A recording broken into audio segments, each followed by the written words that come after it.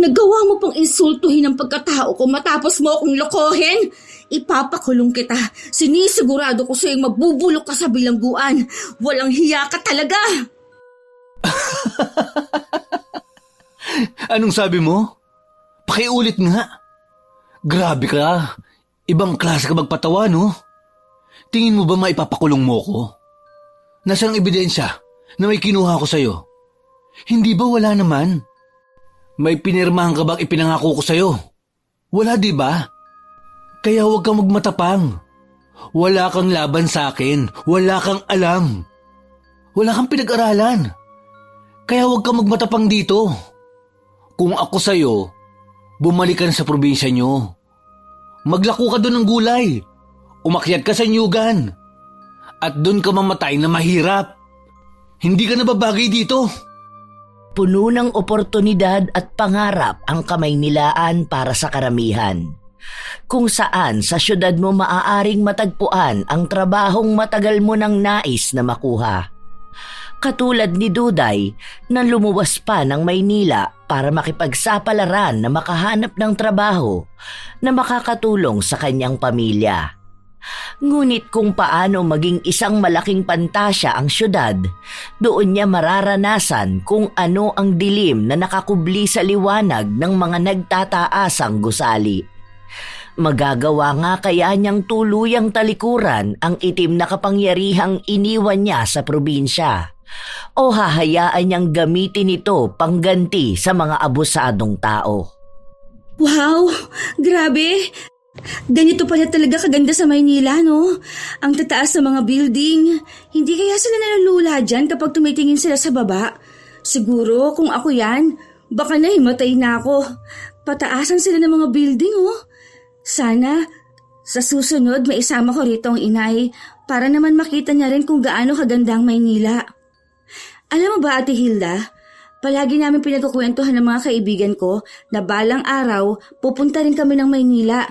Tapos, pupuntahan namin yung mga magagandang lugar.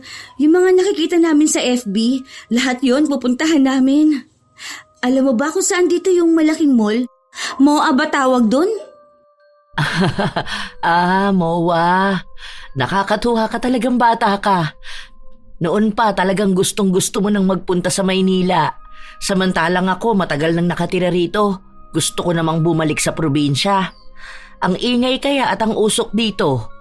Maganda lang kung titingnan pero lahat dito mahal at lahat binabayaran. Naku, bawal ang mahina rito. Bakit yun naman po gugustuhin pa bumalik sa probinsya?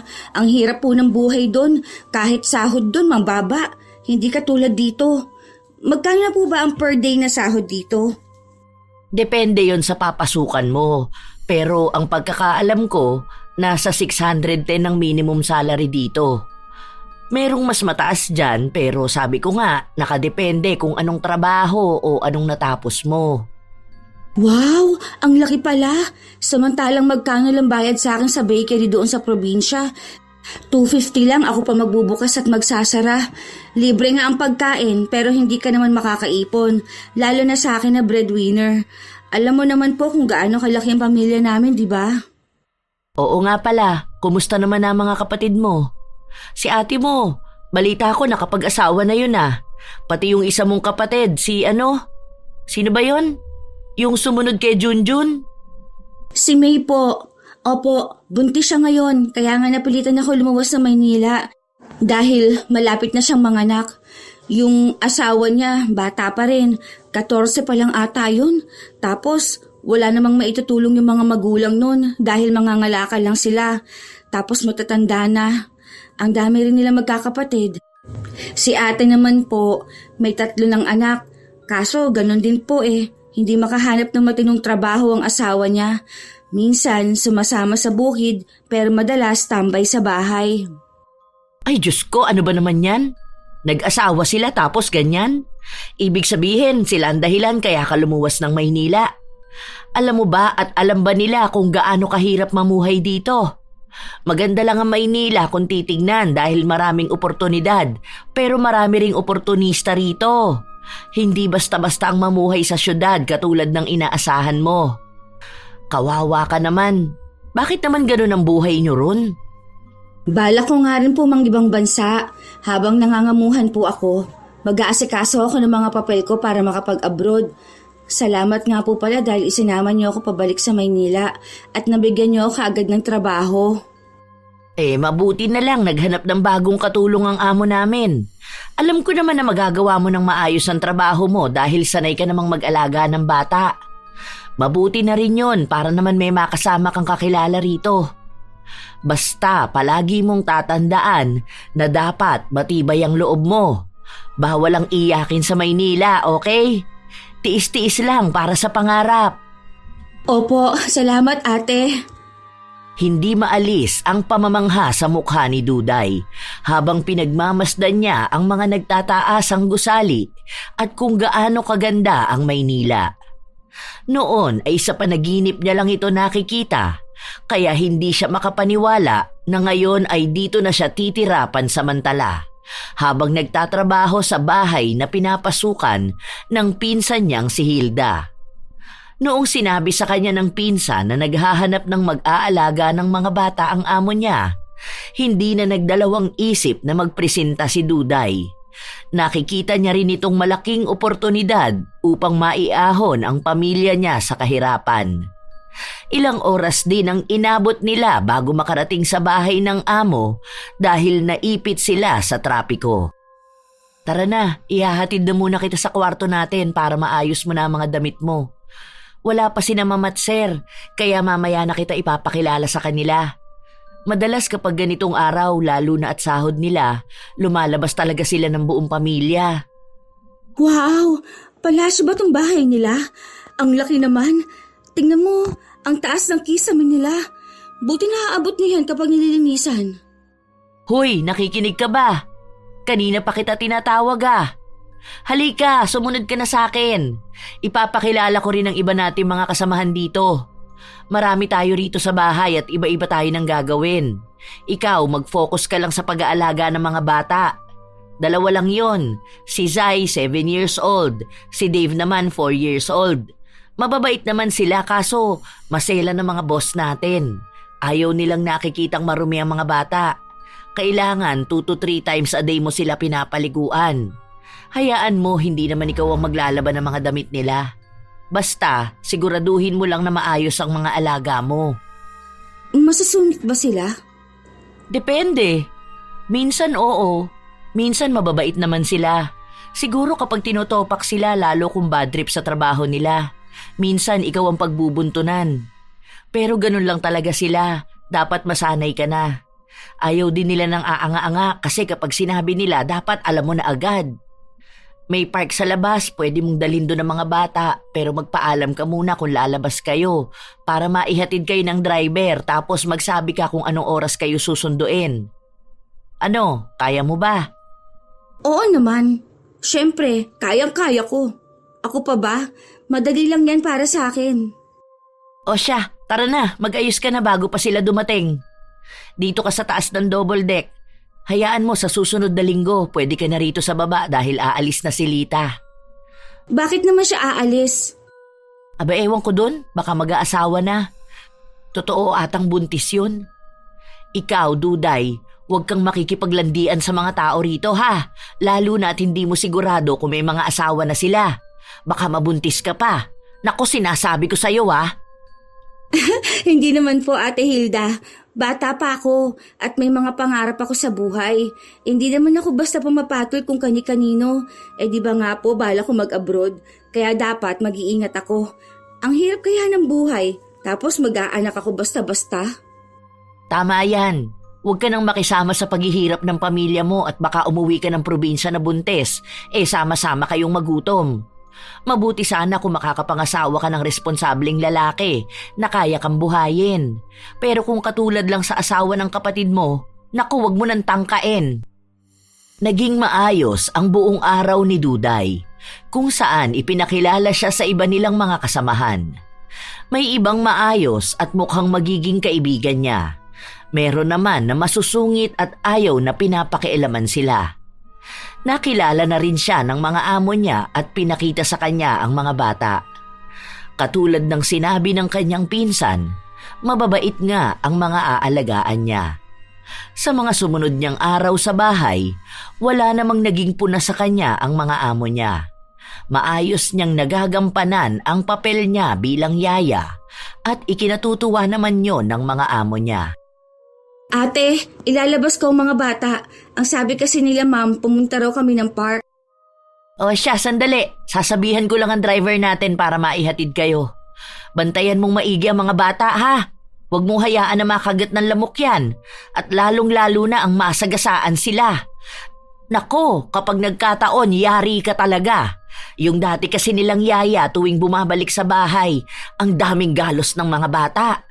Ayun pala, hindi binabantayan. Nakikipagkita pala sa lalaki kapag nasa park. Ayun, nasisante ka agad. Oo, te. Kaya nga mahaba ang damit na pinasuot ko sa kanila.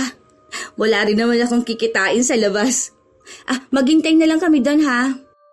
Baka sa mga bata ang tuwa habang naglalakad sila palabas ng bahay. Hindi naman kalayuan ang parke na pupuntahan nila, pero hinatid pa rin sila ng sasakyan. Nagsabi ng oras ang dalaga para sa pagsundo sa kanila. Oh, be careful, ha? Don't run fast. Ay, ang sakit na ng ulo ko kaka-English sa mga bata na to. Dito na nga lang muna ako, mas malilim, para hindi rin kaagad matunaw tong ice cream na baon namin. Habang inaayos ng dalaga ang mga pagkain, may lumapit sa kanyang isang lalaki. Matino ang pangangatawan nito at hindi maikakaila na may kagwapuhan itong taglay. Sa palagay ni Duday, nasa edad 30 na ang lalaki. Hi, bago ka lang dito? Oo, binabantayan ko ang mga alaga ko. Sino bang alaga mo? Yung bang anak ng mga Mendez? Ikaw pala yung bagong yaya ng mga bata. Yung pumalit kay Tere. Balita ko nga, nasisante yon. Ang bilis naman makahanap ng bagong yaya. Ivan nga pala. Driver ako nung katabing bahay nyo. Ikaw, anong pangalan mo, Miss Beautiful? Duday. Duday? Kasing ganda at unique mo ang pangalan mo. Ilang taong ka na? May asawa ka na ba? 18 pa lang ako at wala pa akong balak na mag-asawa. May mga pangarap pa ako sa buhay. Kahit nga magnobyo, ayoko pa dahil gusto ko pa mag-abroad. Kaya pasensya na. Naku, okay lang yun. Ano ka ba?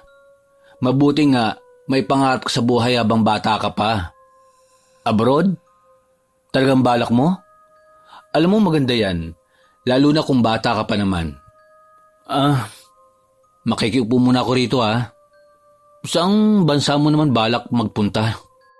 Balak ko sana sa Japan kasi malaki ang sahod doon. O di kaya sa Korea. Kasong sabi sa akin baka malaking pera lang ang mailabas ko. Kailangan ko pa raw kasi mag-aral ng language nila. Sa Qatar daw or Kuwait, pwede ako mag-DH. Yun pang pinag-iipunan ko sa ngayon. Alam mo ba, marami na ako natulungang makapag-abroad. Nararamdaman ko ang determinasyon mong mga ibang bansa. Maganda yan. Sa totoo lang, hanggat naniniwala ka sa sarili mo, magagawa mo yan. Ang galing, no? Baka kaya tayo nagkakilala ngayon dahil alam ng tadhana na matutulungan kita. Talaga ba? Marami ka nang natulungan makapunta ng ibang bansa? Katulad ng anong bansa ba? Katulad ng gusto mo, sa Japan. Kaso, malaking pera ang kailangan mo doon. May napaalis na rin ako papuntang Taiwan. Nito lang yon, nung nakaraang linggo. Nag-flight na siya. Tapos, yung iba, DH sa Kuwait at Hong Kong. Karamihan nun, mga nakilala ko lang din dito. Mga yaya at kasambahay. Katulad nga ng palaging sinasabi ko sa kanila, kapag para sa kanila ang pangarap na yon, malamang sa malamang, makukuha nila yon. Ayan, ganyan-ganyan sila sa'yo, kung paano ka mangarap.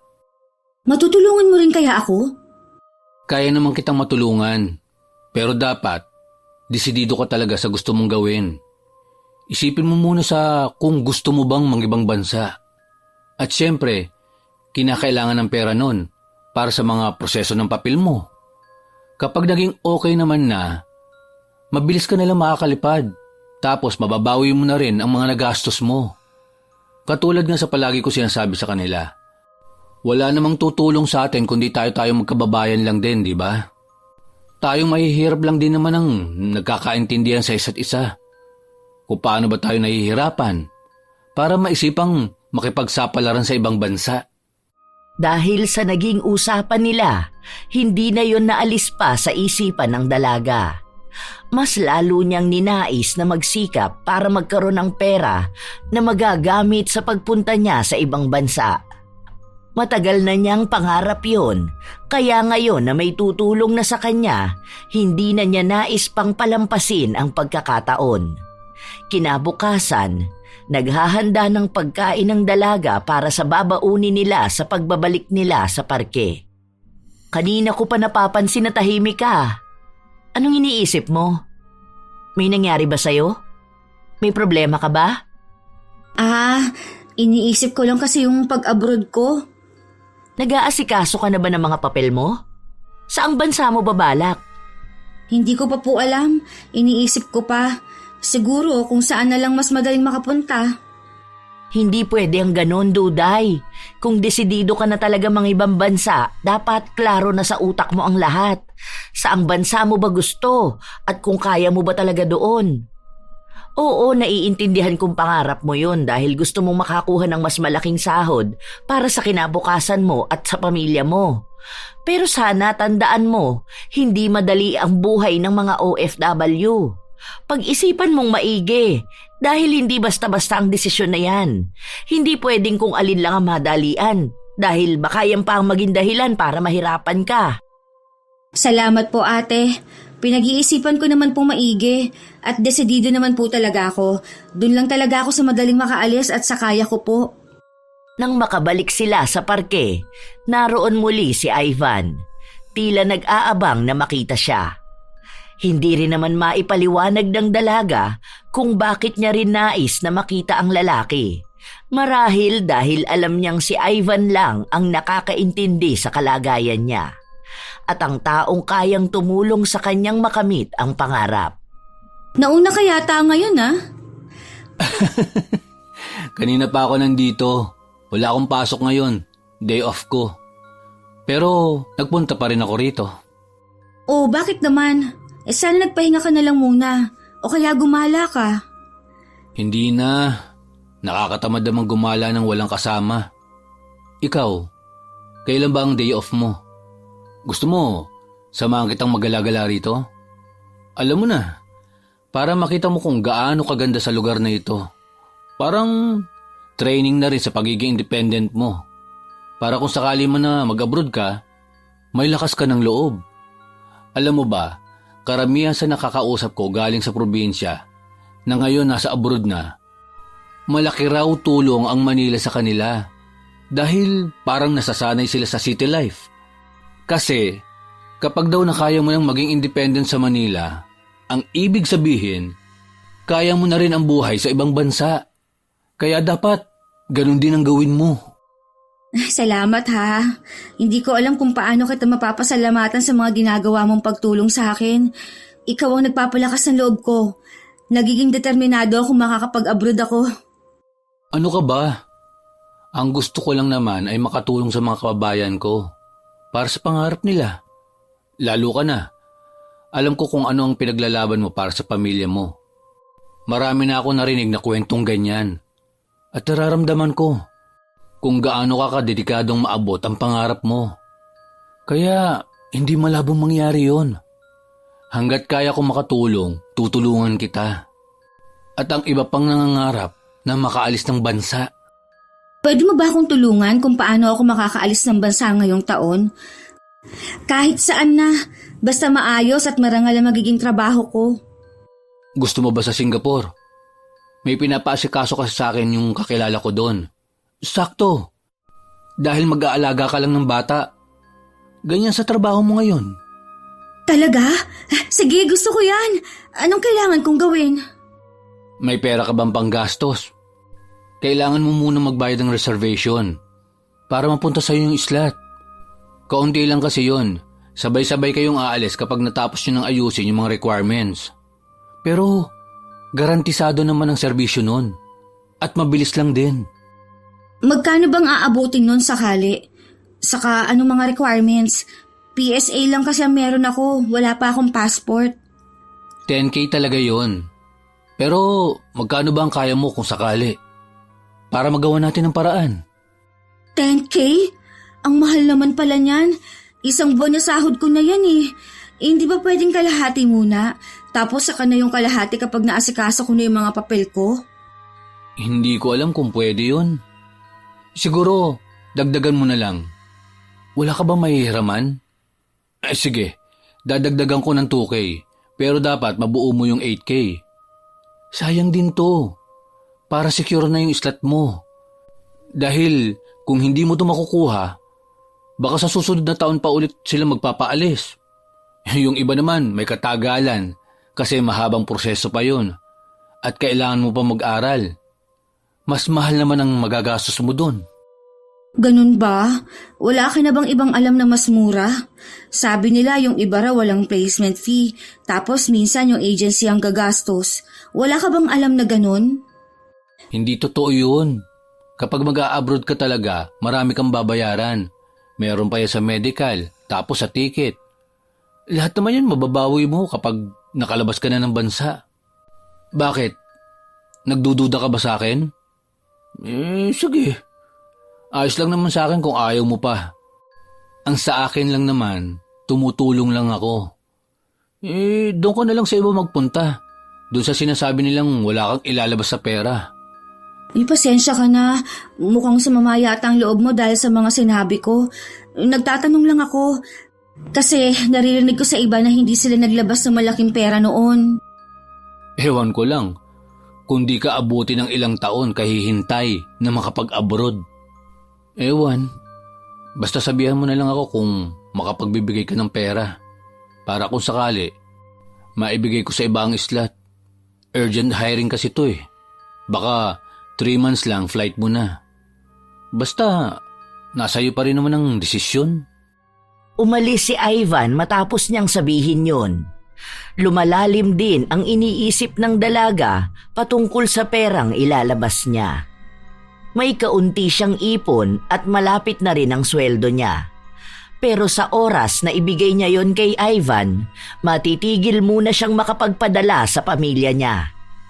Ilang araw ang lumipas, palagi siyang pinapaalalahanan ni Ivan tungkol sa slot hanggang sa dumating ang araw ng sweldo nila. Oh, bakit parang kanina ka pa nakatitig dyan sa sahod mo? May problema ba sa bahay niyo at kinukulang ka? Kailangan ko po kasi ng pandagdag para sa pag-apply ko sa abroad. Nagbabalak na po kasi ako para sana this year makaalis na rin. Baka next month kukuha na ako ng passport. Kaso po, iniisip ko kung magpapadala ba ako sa bahay kasi baka kulangin tong pera ko. Ganun ba? Sige, pahihiramin na lang muna kita ng 3K. Bayaran mo na lang ako kapag kaya mo na. Ito na lang muna ang ipadala mo sa pamilya mo. Siguro, maiintindihan ka naman nila. Nakapag-isip ka na ba kung saang bansa ka magpupunta? Gusto ko po sana Singapore. May nabasa ako sa group ng mga aspiring OFW na magandang araw dun eh. At madali lang makapasok. May kakilala rin akong tutulong sa akin. Siguraduhin mo lang na mapagkakatiwalaan ng mga tao na nilalapitan mo, ha? Talama ka mga manloloko sa panahon ngayon.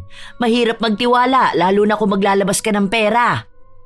Opo, salamat Kapag nakaalis na po ako ng bansa, promise, tutulungan ko kayo. Dahil kayo po ang may pinakamalaking naitulong sa akin. Hindi ko kayo makakalimutan. Salamat, Duday. Pero wag mo na munang isipin ang maitutulong mo sa akin. Isipin mo na lang kung ano ba ang maitutulong mo sa sarili mo. Basta, palagi kang mag-iingat sa mga desisyon na ginagawa mo, ha? Mangilang beses mong pag-iisipan ng mga bagay-bagay bago mo yun gawin. Palaging nasa huli ang pagsisisi. Nabuhay ang determinasyon ng dalaga ng mga ibang bansa dahil na rin sa itinulong sa kanya ng pinsan. Nakapagpadala siya ng pera sa pamilya niya, gumastos ng kakaunti para sa sarili. Nang mabuo na niya ang perang kailangan, nakipagkita siya kay Ivan. 8K to lahat, no? Ito, May tukay ako rito. Pero ayos lang ba na bayaran mo ako sa susunod na linggo? Last money ko na kasi ito eh. Ang layo pa ng sahod namin. Ipapahiram ko lang ito muna sa'yo para makapag-down na tayo. Mabuti na lang talaga sinabi mo. Kasi kanina may isang lumapit sa akin nagtatanong kung available pa yung slot pa Singapore. Ang sabi ko, isa na lang kako yun. Kung hindi ka magbibigay ngayon, sa kanya ko na sana ipapasa. Maswerte ka pa rin. Dahil para talaga sa'yo ang oportunidad na ito. Ano na ang susunod kong gagawin? Nabanggit mong wala ka pang passport, no? Sige, tutulungan kita dyan. Hahanap ako ng mag-schedule sa'yo ng passport. Pero may bayad din yun ha, mga 2K. Schedule lang yun ha. Kasi doon ka na magbabayad ng passport mo. Pwede mong iparas, nasa 1 to ata. Para after 10 days, makuha mo na kaagad. Kailangan kasi nating ibigay yung picture ng passport mo para mahanapan ka na ng employer. Ay, ang ibig sabihin malaki-laki pa pala ang kailangan ko next week? Paano kaya yan? Wala na akong pera. Tapos matagal pa ulit ang sahuran. Wala naman akong mauutangan kasi pinautang na ako ni Ate Hilda. Yun ang ipinadala ko sa bahay. Last money ko na rin kasi yan eh. Yun lang. Kasi kung maibibigay natin itong reservation fee mo, dapat may passport ka na. Paano kung mahanapan ng employer niyan? Para sana madali na lang din maasikaso ang ibang papeles mo. Wala ka bang alam na pwedeng gawin? Pasensya ka na ha. Wala kasi akong alam dito sa Maynila eh. Saka first time ko kasi mag-apply ng ganito eh. Meron. Kung mangungutang ka sa lending, kaya mo bang mabayaran yun kung sakali? Weekly bayaran dun. Weekly? Saan naman ako kukuha ng ibabayad ko weekly? Gawan mo na lang ng paraan. Subukan mong magbenta-benta or extra work sa labas kapag day off mo. Madali lang yan. Basta determinado ka sa ginagawa mo. Ano? Gusto mo pa bang ituloy natin? O ibabalik ko na lang itong pera mo? Magdesisyon ka na para hindi masayang ang oras nating dalawa. Balitaan na lang kita bukas. Sige na. Baka magising mga alaga ko, hanapin ako. Said na ang pera ni Duday. Hindi rin alam kung kukuha siya ng panibagong mauutangan, lalo pa at maliit lang ang sinasahod niya. Nang kinagabihan na yon, kumakain sila habang kinukwento ng isang katulong ang pinagdaanan niya noong nagbabalak siyang mangibang bansa. Ayan nga ang sinasabi ko kay Duday, na mahirap talaga ang proseso. Kahit pa sabihin nilang wala kang magagastos, maglalabas ka talaga ng pera. Pero doble ingat pa rin. Ang dami kayang scammer sa panahon ngayon. Mga peking agency na nangangakong papupuntahin ka sa ibang bansa, pero itatakbo lang pala ang pera mo. Hanggang ngayon lagana pa rin sila at marami pa ring naloloko. Paano po ba malalaman na scammer ang isang agency? Kapag hindi sila lisensyado sa POEA, mga scammer yon. Naalala mo yung link na pinadala ko sa'yo nung nakaraan? Doon mo tingnan ng agency na pagpapasahan mo para malaman mo kung legit ba sila o mga kampo ni Satanas na mas lalong nagpapahirap sa mga kababayan natin. Ikinuwento pa ng isang kasambahay ang pinagdaanan ng kakilala niya na napeke ng isang agency kung saan nakuhanan sila ng higit 50,000 bawat isang tao. Nung araw ng flight nila, hindi na nila makausap ang tao sa agency. Nang puntahan nila ay sarado na rin yon. Saka lang nila nalaman na naloko sila nung nagreklamo na sila. Maging ang pangalan at ID na bigay ng mga tao sa agency ay mga peke. Nakaramdam ng kutobang dalaga. Lalo na at ngayon niya lang nabalitaan na totoo pala ang mga ganoong pangyayari. May mga nababasa siya sa social media pero hirap siyang makaintindi dahil hindi naman ganun kataas ang kapasidad ng isipan niya. Lalo na at hindi naman siya nakapag-aral. Hanggang grade 4 lang ang natapos niya. Sapat para makapagbasa kahit na paano at makapagsulat. Kinabukasan, nakipagkita siyang muli kay Ivan. Paano mo naman mapapatunayan na tunay ang pinagbigyan mo ng pera ko? Ang sabi kasi nila, ang dami raw scammer pagdating sa pag-abroad. Hindi ka naman siguro scammer, no? Hindi mo naman siguro ako lolokohin. Grabe ka naman. Nakaka-insulto naman yung sinasabi mo ah. Kung gusto kitang ma-scam, sana hindi na kita kinakausap ngayon. Lalo na naibigay mo na sa akin ang pera mo. Pinautang pa nga kita, di ba? Pinag-iisipan mo pa pala ng masama ang taong gusto lang na makatulong sa'yo. Ganun ba kababa ang tingin mo sa akin? Hindi naman yun ang ibig kong sabihin. Gusto ko lang naman makasigurado. Siguro naman hindi mo ko masisisi, di ba? Lalo na alam mong baguhan ako sa mga ganitong pag-aasikaso ng papel para makapunta ng ibang bansa. Gusto mo ba ng patunay? Ito, tignan mo tong pictures ng mga napaalis na namin. Ayan, ako pa ang naghatid sa kanila sa airport para lang maniwala ka sa akin. Ibinigay ni Ivan ang cellphone niya upang ipakita ang mga litrato kung saan may grupo ng mga kababaihan na may dalang mga maleta at masaya ang mga mukha. Marami siyang litrato na nakita kung saan naroon din si Ivan. Dahil doon, nawala ang pagdududa niya at naging kumbinsido siyang tunay ang pagtulong sa kanya ng lalaki. Ano?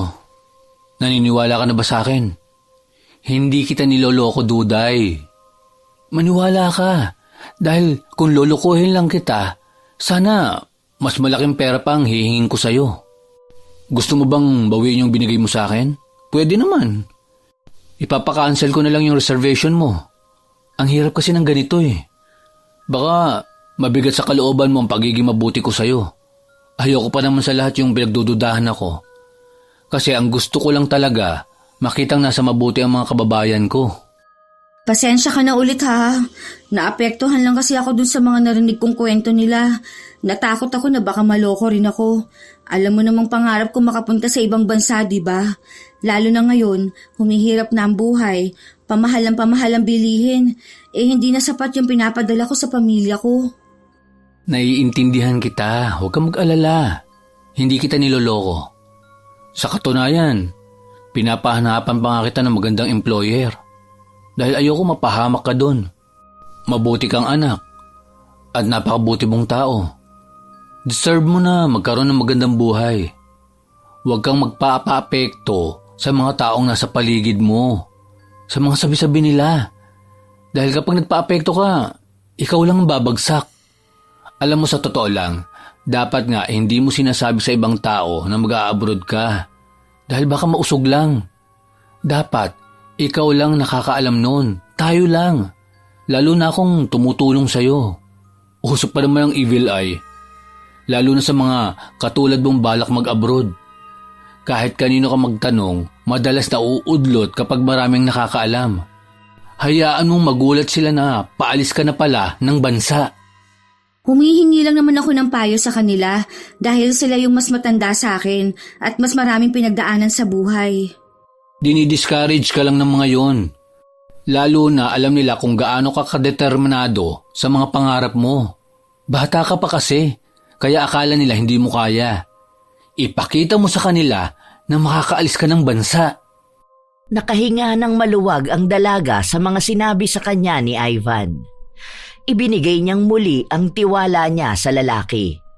Pumayag na rin siya na mangutang sa lending para may maibigay sa pagpapagawa ng passport niya.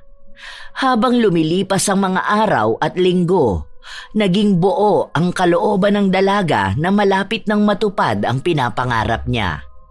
Gabi-gabi niyang iniisip kung paano niya ipapagawa ang bahay ng mga magulang niya, kung paano niya bibilhan ng lupang pagsasakahan at kung paano niya mabibigyan ng magandang buhay ang mga pamangkin niya. Lahat ng pangarap na yon ay para sa pamilya niya. Kaya patuloy siyang lalaban sa buhay para makamtan ang mga yon. Duday, sa'yo ata tong delivery ngayon. Oh, kinuha ko na doon. Ano yan? Hala, ito na yung passport ko, te. Ah, nakakuha ka na pala? Congrats! Magtutuloy-tuloy na yung pangingibang bansa mo. Nakakatuwa namang malaman yan. Salamat, te. Mababayaran ko na rin ang mga utang ko sa'yo. Ang dami ko na kasing atraso sa'yo eh. Ikaw na halos sumasalo sa akin dito. Mabuti na lang talaga may mabait akong pinsan.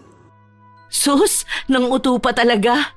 Basta siguraduhin mo lang na tama yung desisyon mo at hindi man loloko yung nilalapitan mo, ha? Oo nga pala, may ipapasabay ka ba sa akin? Nakalive ako ng 3 araw, uuwi ako ng probinsya. Ang naalala ko, may binanggit kang ibibigay mo sa mga pamangkin mo. Opo. Maipadadala sana ako para sa kanila. Kaunti lang naman po to. Mga damit po na naipon ko. Saka yung sinasabi nilang chocolate na gusto nila. May ibinigay kasi sa akin si ma'am. Nung nakaraan, hindi ko kinain kasi iniipon ko para maibigay sa bahay. Sige. Ilagay mo na lang dun sa maleta ko. Sigurado kang kaya mo rito, ha? Kung may problema ka, tawagan mo lang ako. Saka nandyan naman si Nadia. Matutulungan ka nila rito sa bahay. Mag-iingat ka, ha? 3 days lang naman akong mawawala eh. Opo, salamat te. Mag-iingat ka sa biyahe ha. At sana wag mo munang sabihin sa bahay na malapit na ako mga ibang bansa. Dahil gusto ko sana silang sorpresahin. Oo naman, wala namang problema dun. Puno ng determinasyon si Duday sa araw na ito. Nakuha na niya ang pasaporte at kaunti na lang ay alam niyang makakaalis na siya ng bansa. Mas lalo siyang ginaganahan na magtrabaho upang makaipon pa ng pera na magagamit niya. Nang kinagabihan na yun, lumabas siyang muli para makipagkita kay Ivan. Hahawakan mo ba muna yung passport ko? Ano nang susunod niyan? Picturean na muna kita. Hawakan mo itong passport mo. Ayan, okay na. Sandali lang. May inaayos lang ako. May magpapadala ng code sa'yo ha. Check mo sa phone mo, tapos ibigay mo sa akin. Bakit kailangan ng code? Ano tong Pesolend? Importante ba to? Wala yan. Kailangan mo lang kasi magawa ng account para mas madali tayo maka-communicate sa employer mo. May nakita na pala kami. 2 years old na bata raw ang aalagaan mo. Mabait naman tong mga amo mo dun. Tapos, 2 years contract. Pero nakadepende sa'yo kung gusto mo pang magtagal after 2 years. Talaga ba? Hala, nakakatuwa naman. Gusto ko nang sabihin sa bahay. Huwag muna. Hintay na muna nating matapos ang proseso. Magsabi ka kapag may ticket ka na. Next na nito, medical. May pera ka na bang naipon? Kakailanganin mo ng 20K. Kapag tapos ng medical, sa ticket naman. Siguro, nasa 50K lahat ng kailangan mo. Ano? 50K?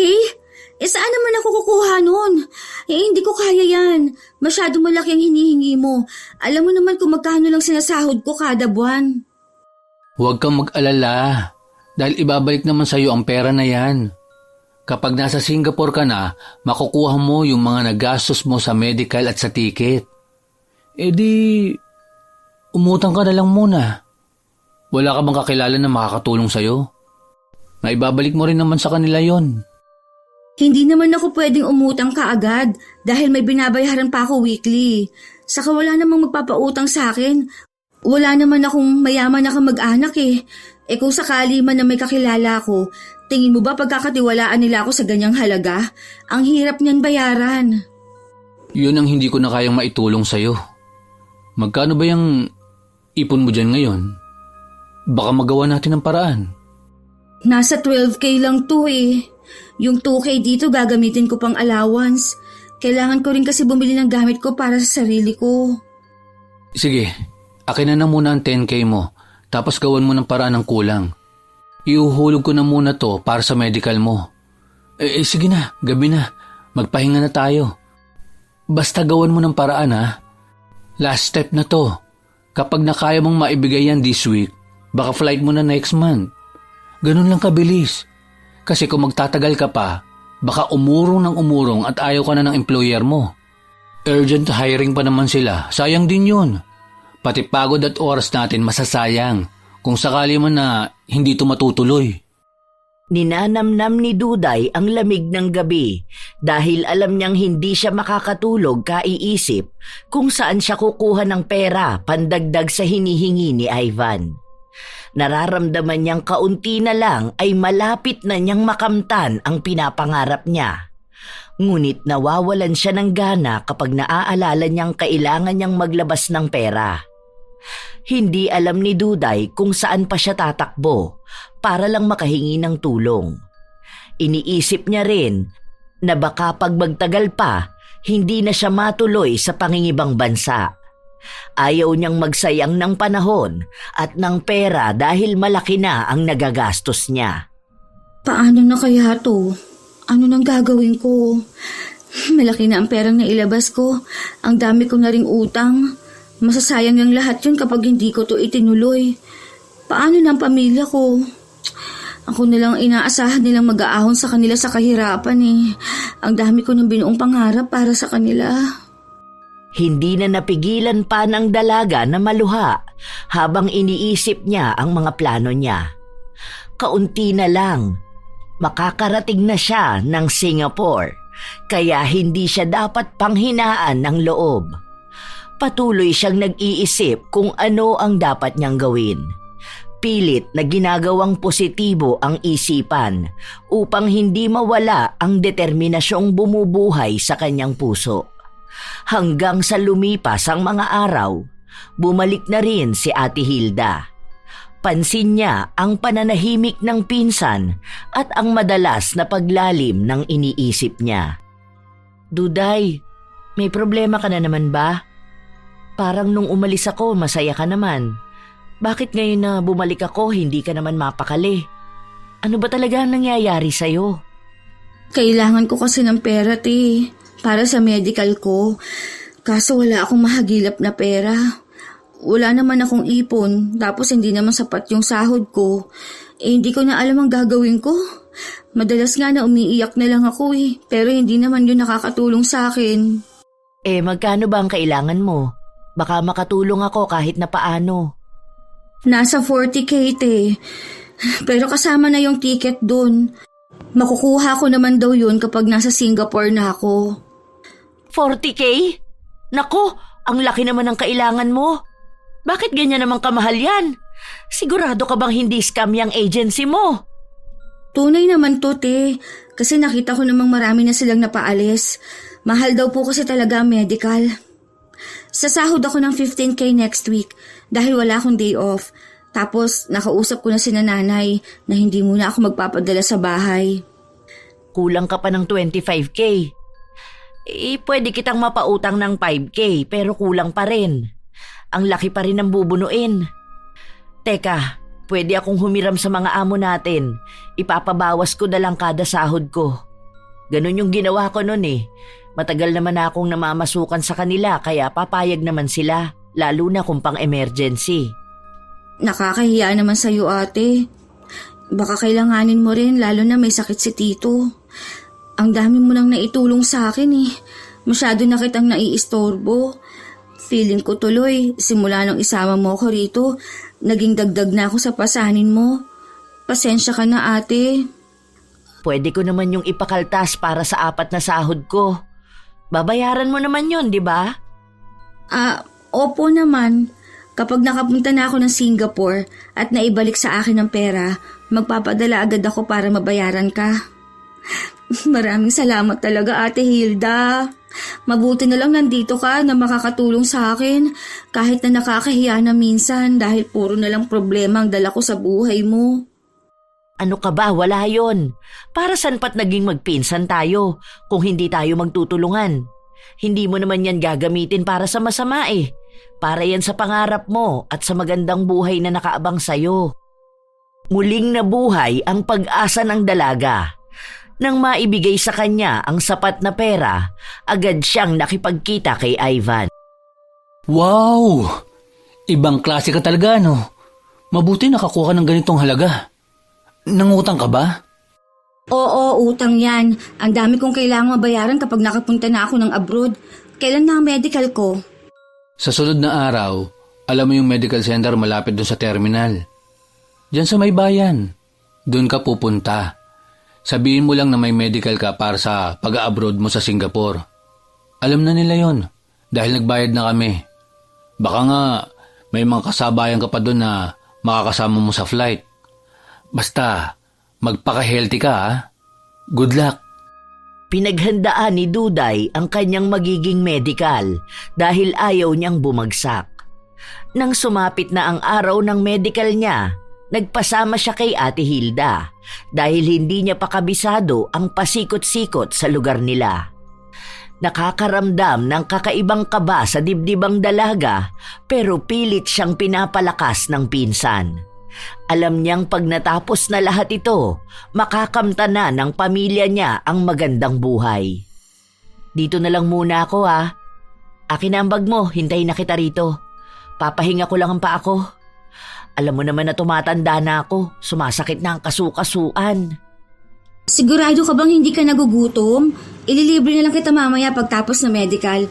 Kahit dyan na lang tayo sa karinderya, mura lang naman doon. Hindi na, okay lang ako. Tipirin mo yung pera mo para may magagamit ka pa. Sige na, good luck. Alam kong kaya mo yan. Palakas ng palakas ang tibok ng puso ng dalaga habang humahakbang siya. Sa paglalakad niya, naririnig niya ang mga tao na pinag-uusapan ang medical nila para sa pangingibang bansa.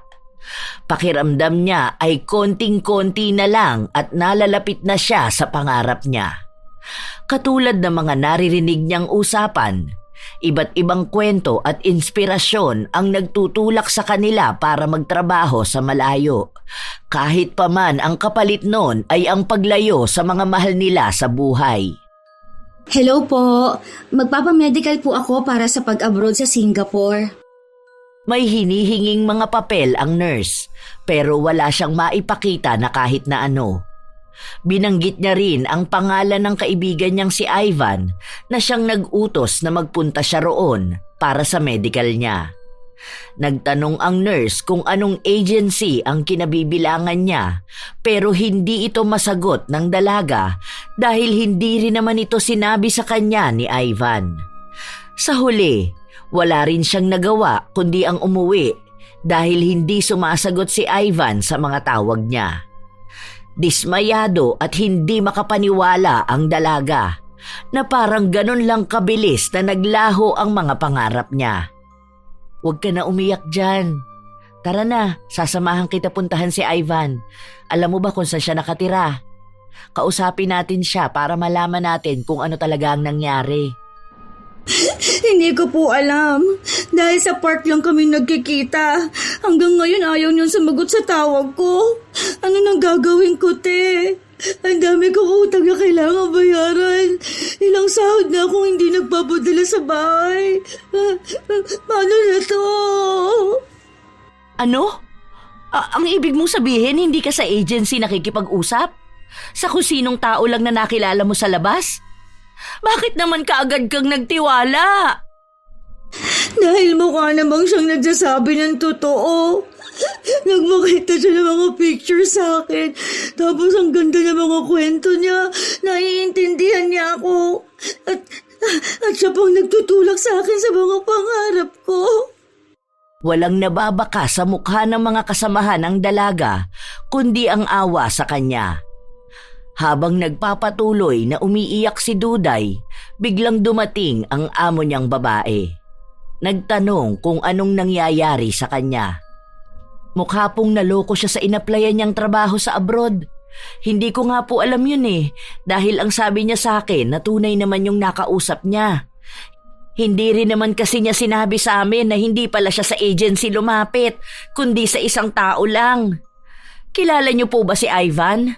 Ang sabi niya po, driver daw yun tapos nakatira lang siya dito malapit sa atin.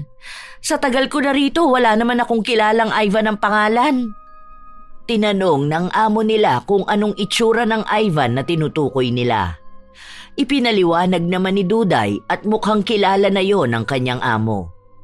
Itinuro niya kung saan yun nakatira pero hindi raw yung driver at hindi Ivan ang pangalan nun. Nagtatrabaho raw ang lalaki sa isang illegal na kumpanya kung saan madalas silang mang-scam ng mga tao gamit ang mga pekeng lending app. Hindi lang daw yun nahuhuli dahil walang ebidensya. Pero marami raw ang nakakakilala sa kanya bilang isang mahusay na manloloko. Nang makumpirma yon ni Duday, doon na bumagsak ang mundo niya. Naglaho ang mga pangarap at nandilim ang mundo. Hindi niya sukat akalain na ang kabutihan ng lalaki ay hindi tunay. Kumain ka na muna, Duday. Hindi maganda yung ginagawa mo, baka magkasakit ka pa niyan. Napapabayaan mo na ang sarili mo, oh. Napapabayaan mo pa pati ang trabaho mo. Mabuti na lang at mababait ang mga amo natin dahil iniintindi ka nila. Pero sana naman, tulungan mo rin ang sarili mo.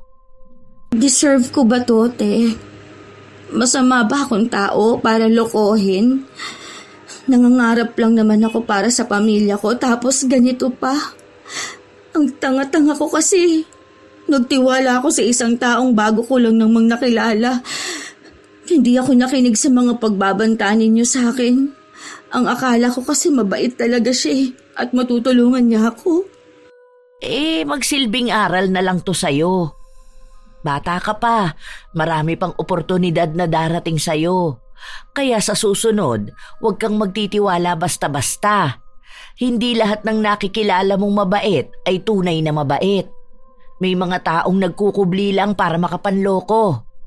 Hayaan mo, mababayaran mo rin lahat ng utang mo at makakaalis ka rin ng bansa. Huwag mong hayaan na masira ka ng isang pagkakamali. Bumangon ka para sa pangarap mo. Habang nag-uusap ang dalawa, biglang may tumawag kay Duday. Nang sagutin niya ito, nagpakilalang maniningil ng peso lend kung saan nangutang daw siya ng 50,000 sa app nila. At kailangan niya yung mabayaran dahil kung hindi, ipapakulong siya ng mga ito. Ang daming pananakot na sinasabi sa kanya. Naghalo-halo na ang problema ng dalaga dahil sa mga nangyayari. Nangutang ka rin ba sa lending app? Hindi ko ginawa yun, pero kilala ko kung sino. Naalala ko nung nakaraan may hinihingi na code sa akin si Ivan matapos niya akong picturean. Ang sabi niya wala lang yun. Grabing kakapalan ng lalaking yun. Sinira na niya ang pag-asa at pangarap ko. Ngayon gusto niya ako mabaon sa utang. Hindi ako papayag na hindi ako makakaganti sa kanya.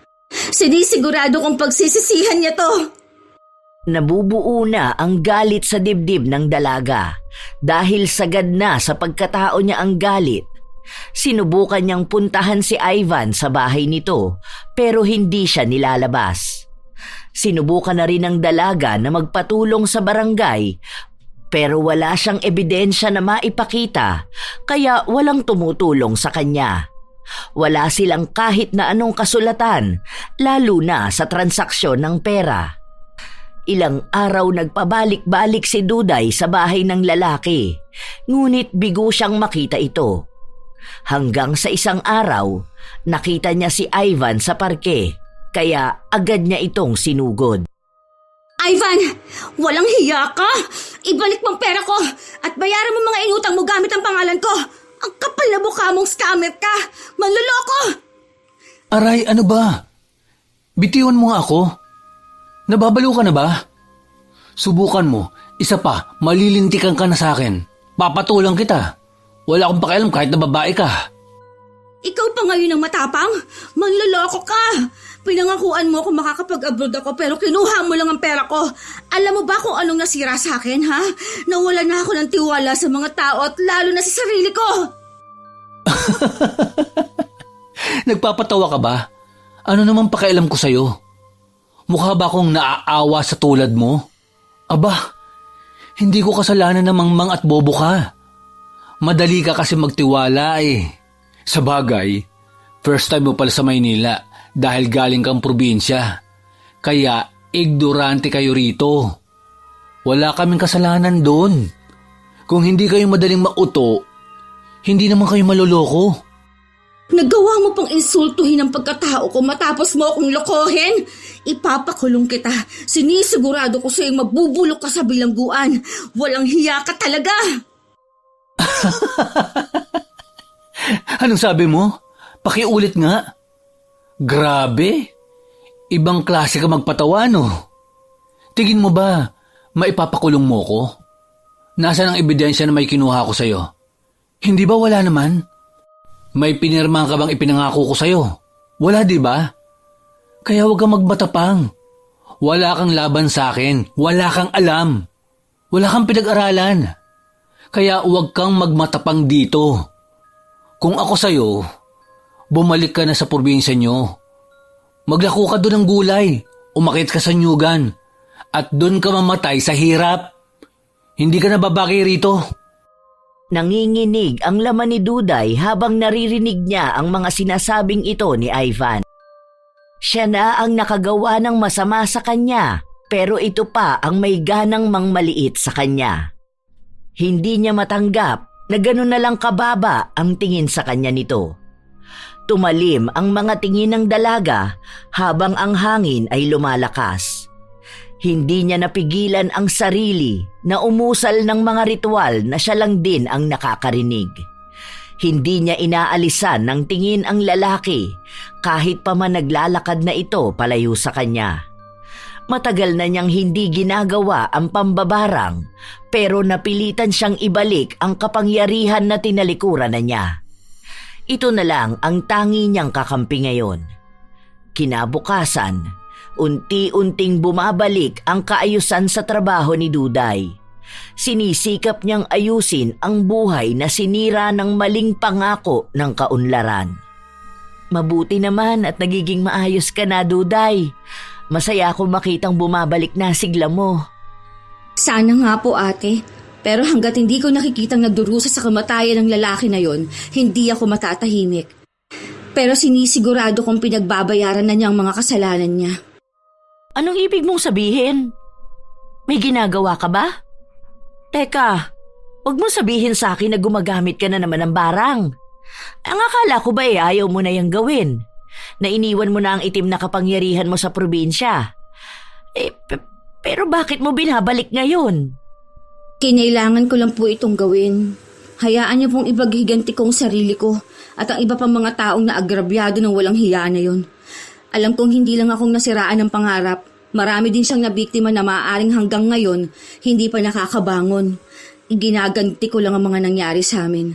Dahil hanggat walang nagbibigay ng leksyon sa kanya, patuloy lang siyang manloloko ng mga kawawang tao na hangad ay magkaroon ng magandang buhay. Ginagawa niya rin katatawanan ng mga taong nabibiktima niya. Kung mangmang man ako sa paningin niya, tingnan natin kung maging matalino siya sa pakikipaglaban sa barang. Mabibigat ang mga salitang binitawan ng dalaga. Halatang napupuno ng galit ang pagkatao niya. Kaya hindi na kumibo pa si Ate Hilda. Hinayaan na lang niya ang pinsan na gawin ang sa tingin niya ay makapagpapagaan sa kanyang dibdib. Habang lumilipas ang mga araw, hindi na muling nakita ni Duday si Ivan. Ngunit nararamdaman niyang umiipekto na ng paunti-unti ang barang na ginagawa niya sa lalaki. Isang gabi, matapos silang maghapunan, nakatanggap ng balita si Duday sa nangyayari kay Ivan. Ang sabi ng amo nila, nakita niya si Ivan na dinala sa ospital. Dahil doktor ang amo niyang lalaki, siya ang gumamot kay Ivan. Nagkakaroon daw ng kakaiba sa katawan ng lalaki. May bukol siya na lumalakad sa bawat parte ng katawan niya at sinasabi ng lalaki na parang kinakain ang laman niya sa tuwing lalakad ang bukol. Sinubukan nilang operahan ngunit wala silang makuha na kahit na ano. Hindi maikakaila ang tuwa na nararamdaman ni Duday. Dahil sa wakas, nararamdaman na ni Ivan ang galit niya. Tama lang ang nangyayari sa kanya. Dahil siya rin naman ang pumili nun. Masyado niyang minamalit ang mga taong nangangarap at pinagsasamantalahan ang tiwala ng mga yon. Nagsisimula pa lang yan dahil gusto kong unti-unting lamunin ng insektong nasa loob ng katawan niya ang buong lakas niya. Uunti-untiin siyang lamunin ng kamatayan para mas lalo niyang maramdaman ang galit ko. Hindi kita pipigilan sa ginagawa mo dahil naiintindihan ko ang galit mo. Pero ang maipapayo ko lang sa'yo, sana tama yung ginagawa mo. Na sana makatulong yan na mabawasan ang sakit na nararamdaman mo. Hindi na kumibo pa ang dalaga. Ilang araw pa ang lumipas, mas lalong lumalala ang sakit na nararamdaman ni Ivan. Isang beses pa, nakita na naman ni Duday ang lalaki sa parke kung saan nakaupo ito sa wheelchair at mukhang anak niya ang kasama niya. Agad namang lumapit si Duday kung saan may panunukso sa mukha niya habang pinagmamasdan ang lupaypay na katawan ng lalaki. Oras naman na niya upang ibalik ang pang-iinsulto na ibinigay sa kanya ni Ivan. Ano nang nararamdaman mo ngayon? Mukha yatang hindi ka na maisalba ng mga perang nakuha mo sa panloloko ng mga tao. Huwag mo akong pagtawanan. Ang sakit. Umaandar na naman ang insekto sa loob ng katawan ko. Bakit ganito ba ang nangyayari sa akin? Ikaw pa talagang may lakas ng loob na magtanong niyan? Ano bang akala mo? Sa'yo lang papabor ang mundo? Hindi ka babawian dahil sa mga kasamaan na ginawa mo? Hindi lahat ng niloloko mo kaya mong takasan dahil may mga kalaban kang hindi mo kayang talunin gamit ang pera mo. Ano bang pinagsasabi mo? Kung wala ka namang maitutulong sa akin, umalis ka na!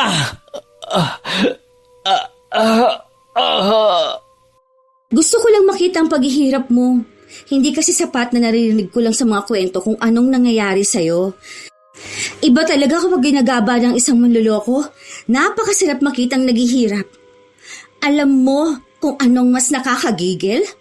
Gustong-gusto kong makita kung paano ka mahirapan. Sa bawat minutong inuunti-unti kang lamunin ng kamatayan. Kung paano ka magmamakaawa at sisigaw na sana matapos na lahat. Ang sama ng ugali mo. Talagang gusto pang nakikitang nahihirapan ng ibang tao. Mukha ka lang anghel, pero halata namang napakasama mong tao.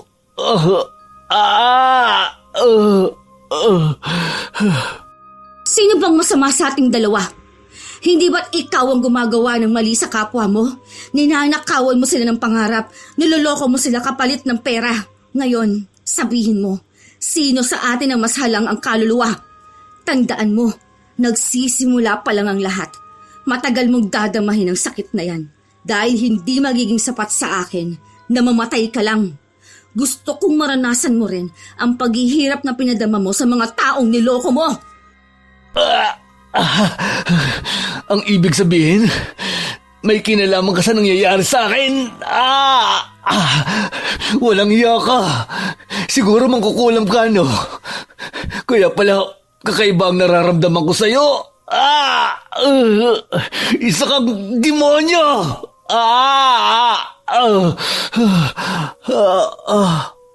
Higit pa sa inaakala mo, mas makapangyarihan ako sa mangkukulam. Dahil kaya kong higitan pa ang sakit na nararamdaman mo. Kaya kitang patayin kaagad, pero hindi ko gagawin yon.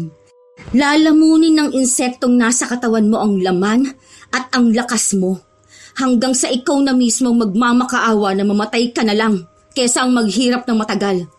Natatakot ka na ba, ha? Sa kapwa mo, demonyo? Nang mailabas ng dalaga ang galit niya, agad din siyang umalis. Habang naglalakad siya palayo, naririnig niya ang sigaw ni Ivan. Hinagpis yun ng sakit dahil nararamdaman niyang nadadagdagan pa ang insektong gumagapang sa laman niya at mas masakit yun. Kahit na anong iyak at sigaw niya, hindi naiibsan ang sakit. Sa bawat araw na lumilipas, sinisigurado ng dalaga na mas lalong lumalala ang sakit na nararamdaman ni Ivan. Minsan ay sinasadya niyang daanan ang lalaki sa bahay nito upang makita kung ano na ba ang nangyayari sa kanya. Mula sa labas, dinig niya ang sigaw ng sakit na nagmumula kay Ivan. Parang musika na yon sa tenga niya. Wala nang mas masarap pang pakinggan sa sigaw na yon. Siya na mismo nagmamakaawa sa kamatayan sunduin siya. pero hindi pa oras. Gusto ko pang marinig ang mas masakit niyang sigaw at gusto ko pang makitang katawan niyang unti-unting inuubos ng mga insekto. Diyos ko, patawarin. Hindi ka ba kinikilabutan sa sigaw na yon, Duday? Hindi. Kahit kailan hindi ako maaawa sa isang katulad niya. Gumaganti lang ako dahil kapag hindi ko to ginawa, ilan pa bang tao ang mabibiktima niya? Ilang ina, anak at kapatid pa ang nanakawan niya ng pagkakataon ng mangarap. Tama lang yan para malaman niyang kahit na anong gawin niya, hindi siya maisasalba ng pera niya. Ang pagiging gahaman niya ang magpapahirap sa kanya. Agad na ring umalis si Duday habang nasisiyahan pa rin siyang marinig ang pagsigaw ni Ivan. Sa paglipas ng mga araw, nananatili ang lakas ng barang na ginagawa niya. Alam niya rin na nagpagamot na sa albularyo ang lalaki, ngunit hindi natalo ang kakayahan na meron siya. Upang bigyan ng leksyon pa ang ginagawa ni Ivan, dinagdagan niya ang insektong lumalamon sa lakas nito. Paunti-unti at pasakit ng pasakit. Hanggang ngayon galit na galit pa rin ako sa lalaki na yon. Ang dami kong nasayang na panahon at pera para mabayaran lahat ng mga nakuha niya sa akin. Ni hindi ko na magawang makapagpadala sa bahay dahil kailangan kong unahing bayaran ng mga pagkakautang ko. Pakiramdam ko hindi sapat na nahihirapan lang siya ng ganyan eh. Gusto kong gumante pati sa pamilya niya. Huminahon ka muna, Duday. Gusto mong idamay pati ang mga inosenteng miyembro ng pamilya niya? Ang akala ko ba, ginagamit mo ang itim na kapangyarihan para ipaghiganti mo ang mga inosenteng tao na nabiktima niya? Ngayon, gusto mo na ring idamay ang mga inosenteng tao para sa kasalanan lang ng isa? Ano pa ang pagkakaiba mo sa kanya? Dahil galit ako sa kanya. Gusto kong mas masakit pa ang maranasan niya. Kung yan ang gusto mo, sige, yan ang gawin mo. Tuluyan kang nagpapalamon sa kadiliman. Hindi mo na naiisip kung tama pa ba ang ginagawa mo. Wala na ang ipinaglalaban mo dahil gusto mo na lang ay ang paghihiganti. Kahit na makasakit ka ng ibang taong wala namang ginawang masama sa'yo. Alam ko ang kaya mong gawin, kaya kahit na ayoko, wala pa rin akong magagawa kapag ikaw na ang nagdesisyon. Pero sana, pag-isipan mong mabuti. Kung gusto mong isumpa lahat ng mahal niya sa buhay, sige, gawin mo na. Dahil galit na galit ka sa kanya, sige, tanggalan mo rin ang pangarap ang mga anak niya.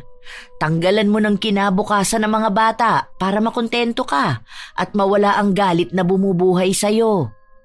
Tila natauhan ang dalaga sa mga sinabi sa kanya ni Ate Hilda. Hindi na siya kumibo pa dahil hindi na rin niya maintindihan kung ano ba ang nangyayari sa kanya. Linggo at buwan pa ang lumipas. Palaging nakakatanggap ng balita si Duday tungkol sa lalaking binarang niya. Ibinenta na raw nila ang ari-arian nila, nalugi na ang kabuhayan at bumagsak na sila. Yun talaga ang nais ni Duday, ang makitang gumagapang na sa lupa si Ivan bago niya ito patayin. Isang hapon, habang nasa labas si Duday, nakita niya ang asawa ni Ivan. Tinatanong kung maaari ba siyang makausap pero tumanggi ang dalaga. Bakas pa rin ang galit sa kanya. Hanggang si Ate Hilda ang pumilit sa kanyang pumayag na siya. Dahil baka yon ang pag-uusap na makakatulong sa kanya para mailabas ang galit na bitbit niya. Pinag-isipan pang mabuti ni Duday bago siya pumayag. Bakit ba kailangan pa natin sumama sa loob ng bahay nila? Kakausapin ka nga ni Ivan, di ba? Sige na, pagbigyan mo na. Baka hihingi na siya ng tawad sa'yo dahil sa mga nagawa niyang pagkakamali. Pumasok sila sa loob ng kwarto kung saan naroon si Ivan. Hinang-hina at nakaratay sa higaan. Halos butot balat na lang siya pero bakas ang iilang bukol sa katawan niya. Mga insektong ipinasok ni Duday sa katawan ng lalaki na kahit anong gawin nila ay walang kayang magtanggal. Diyos ko po, ano nang nangyari? Grabing paghihirap na ang pinagdaraanan mo. Maaari niyo ba kaming iwan muna? Hindi na nagdalawang isip pa ang dalawa. Lumabas sila ng kwarto at naiwan sina Duday at Ivan. Anong dahilan bakit pinatawag mo ako? Talagang gusto mong makita ko ang paghihirap mo? O may iba ka pang balak sa akin? Kung gaganti ka pabalik, sige, gawin mo na ngayon.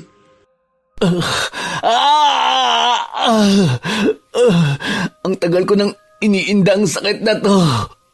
May kung anong lumalamon ng lakas at kaluluwa ko. Alam kong ikaw ang gumawa nito sa akin. At anong gusto mong gawin ko? Magmamakaawa ka ba sa akin na pagalingin na kita? Matapos ang mga ginawa mong panloloko at pangmamaliit sa pagkatao ko? Tingin mo ba, ganun lang kadali magpatawad, ha? Alam kong galit na galit ka sa akin. At naiintindihan naman kita. Noong nakaraan, nagpagamot ako sa albularyo. Alam ko, kaya nga mas lalo kang nagkasakit dahil gusto mo pa akong kontrahin sa mga ginagawa kong pagganti sa'yo. Dahil gusto ko nang gumaling. Naawa na ako sa pamilya ko. Lalo na sa mga anak ko. Pero kahit na ano gawin ko, walang albularyo na kayang gumamot sa akin. Ang iba naming nilalapitan, tumatanggi sila. Lalo na at nalaman nila kung gaano kalakas ang kinakalaban nila. Alam kong malakas ka sa paggawa mong barangin ako. Kaya alam kong ikaw lang din ang kaya magtanggal nito sa akin. Parang awa mo na, Duday.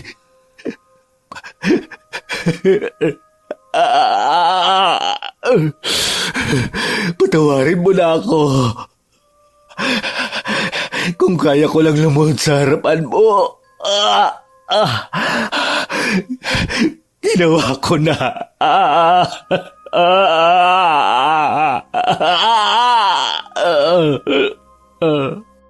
Kung hihingi ka lang ng tawad sa akin, wala akong magagawa dyan.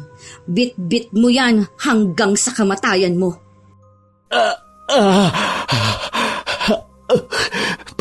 Parang awa mo na.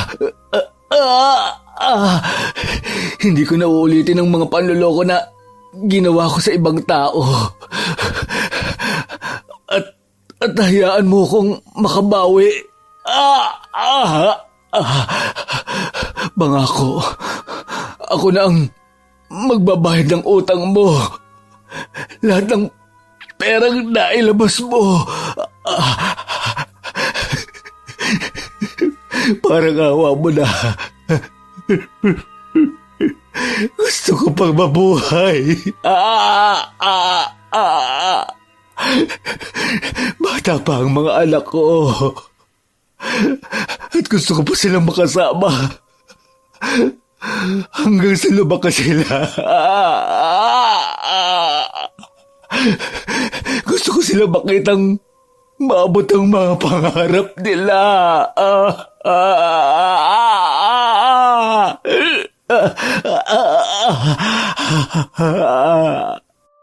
Anong karapatan mong banggitin ng pangarap? Matapos mong sirain ang sakin at ang sa ibang tao?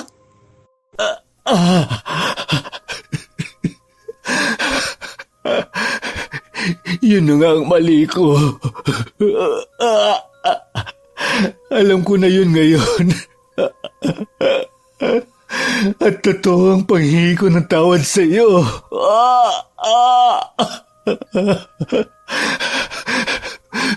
Parang awa mo na. Gusto ko pang mabuhay. Gusto kong suportahan ang pamilya ko.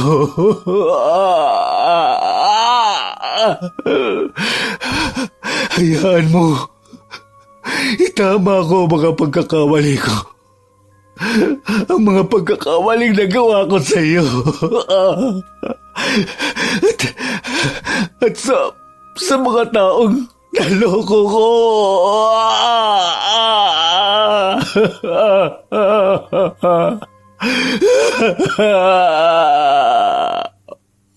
Hindi ko sigurado kung may katiting pang natitira sa akin para paniwalaan ang sinasabi mo. Hindi ko sigurado kung totoo ngang nagbago ka na.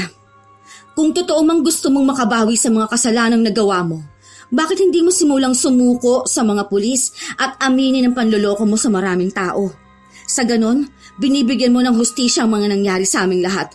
Doon ko lang malalaman na totoong sinasabi mo dahil kung hindi, hahayaan kong isama mo sa hukay ang galit ng mga taong naapektuhan ng pagiging gahaman mo sa pera. Nagmakaawa pa si Ivan sa dalaga, ngunit umalis si Duday ng bahay na walang ginagawa para gumaling ang lalaking binarang.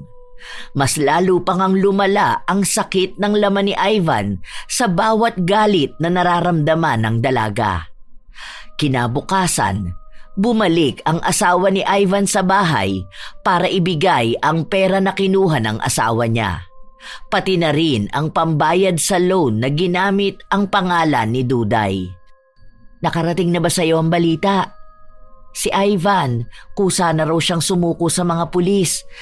Inamin na niya ang pangi-scam niya sa mga tao, pati yung lugar kung saan siya nagtatrabaho. Na-raid na raw kanina. Mukhang matitigil na nga ang panloloko niya sa mga tao. Tapos yung asawa niya, ibinenta na yung bahay para daw may magamit silang pera pambalik dun sa mga naloko ng asawa niya. O ano nang balak mo niyan? Hindi ko alam. Alam mo, Duday, nakikita ko sa iyo ang lola. Naabutan ko siya nung sikat siyang mambabarang sa lugar natin bago mo nakuha ang kapangyarihan niya. Alam mo bang ang daming lumalapit sa kanya noon para lang humingi ng tulong na mabigyan sila ng hustisya? Iba't ibang galit, iba't ibang dahilan. May hindi nagpapatawad at may binibigyan ng pagkakataon. Katulad mo, may pinaglalaban at katulad ng iba, nagpapatawad. Kung buo na ang desisyon mong patayin siya, gawin mo na lang. Marahil sapat na ang pagganti mo sa kanya. Naubos na siya. Sumuko na. Kung patuloy kang magpapalamon sa galit mo, baka hindi ka na makaalis sa kadiliman na yan. May pangarap ka. Nagkamali ka sa pagtitiwala at sinamantala naman niya yon. Pero ngayon na binabago na niya ang sarili niya, baka oras naman para ikaw ang magbago ng pananaw sa sarili mo. Sige na, aalis na muna ako.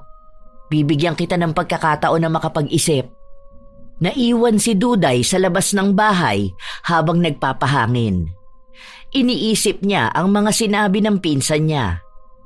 Nabulag siya sa galit niya at nakalimutan niyang may pinaglalaban din siya.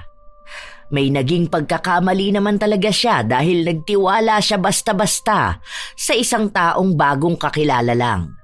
At hinayaang lokohin siya kahit nararamdaman na niyang may kakaiba. Kinabukasan, gumawa ng ritual si Duday para bawiin ang sakit na nararamdaman ni Ivan. Simula rin ng araw na yon, hindi na niya inalampa ang kahit na anong tungkol sa lalaki. Ang huli niyang balita, lumipat na ng bahay ang pamilya nito at nanatili sa kulungan si Ivan.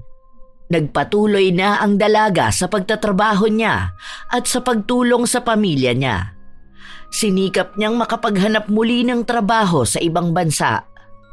Sa pagkakataon na ito, sinigurado niyang hindi na siya maloloko pa. Naging matagal ang proseso pero handa siyang maghintay hanggang sa dumating na rin ang araw na pangarap niya. Parang kailan lang, magkasabay tayong nagbiyahe pa Manila. Ngayon hinahatid na kita sa airport. Kaya nga maraming salamat sa lahat ng naitulong mo sa akin ha. Hayaan mo, makakabawi rin ako sa'yo. Ano ka ba? Huwag mo nang isipin yun. Katulad ng sinabi ko sa'yo, tulungan mo muna ang sarili mo bago ka tumulong sa iba, okay? Mag-iingat ka sa Hong Kong ha. Balitaan mo na lang ako kapag babalik ka ulit ng Pilipinas. Maraming salamat, te. Mag-iingat ka rin palagi, ha? Oh, yung itim mong kapangyarihan ha. Baka kung ano na naman ang gawin mo. Ikaw talaga. Katulad nga na sinabi mo, gagamitin ko lang kapag may nangangailangan ng hustisya. Panibagong yugto sa buhay ng dalaga kung saan niya sisimulang bumuo ng bagong pangarap. Ang pagkatuto niya sa aral na naranasan niya, bibit-bitin niya yon kahit saan pa siya magpunta. Ang itim na kakayahan niyang mambarang na siyang minana niya sa kanyang lola, ipinangako niyang gagamitin lang yon sa pagtulong sa mga taong nangangailangan ng pagganti mula sa mga taong mapang-abuso. Kung magagawa niyang tulungan ng mga tao, yon ang gagawin niya upang wala nang sino man ang maloko at matawag na mangmang. Dahil lang sa kabaitan at pagtitiwala na ang mga pangarap nila ay maaari nilang makamtan sa mabilisang paraan. Shout out sa ilan sa mga masusugid na tagapakinig ng mga istorya ni Lola Telang. Lynn Hondrade, The Source, Rose Ann Rama, Gina Veldad, Sheren Solero Masagka, Joyce Roncal, Sailin Gidaya, Richelle Ann 19, Mel Santarita, Annaliza Puaso, Jaja Barakiel, Michelle Joan Alfanta, Pamela Allen, Charlie Cortezano, Lilibeth Palyok, Dennis Palyok, Chelsea Wang, Michelle Cedron, at binabati ko ng isang belated happy birthday sina Hana Maylin Sesgundo at Ami Yong.